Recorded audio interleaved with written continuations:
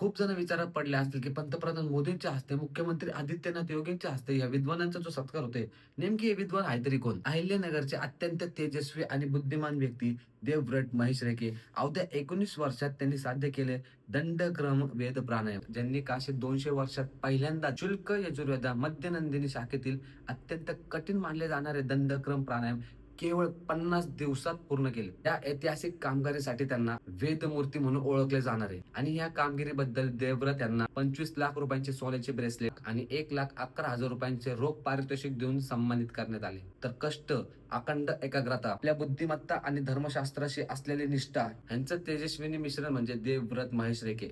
वेद लपवले गेले, अधिकार मर्यादित ठेवले गेले. अशी ओरड करणाऱ्यांनी असा दंडकर्म नेमकं काय असतो हे समजून घेतलं तर ह्या तक्रारींना काय अर्थच राहत नाही. कारण वेद आज हा प्रत्येकासाठी खुले आहेत. प्राचीन काळात पण मार्ग होते, पण कठीण होते आणि त्या मार्गावरून चालत कथित शूद्र समजायला गेलेल्या अनेकांना देखील ऋषीपद प्राप्त झाले. मला तर हे देवव्रत महेश रेखे यांचा पूर्ण इतिहास ऐकून मला नीलकंठ वर्णीचीच आठवण आली.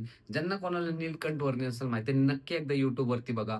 अत्यंत बुद्धिमान असे सेम म्हणजे तुम्हाला एक कॅरेक्टर जे दिसेल ना, की एवढं इम्पॉसिबल आहे जे 50 दिवसामध्ये ह्यांनी जे केलंय, हे एका सामान्य मनुष्याला इम्पॉसिबल गोष्ट आहे.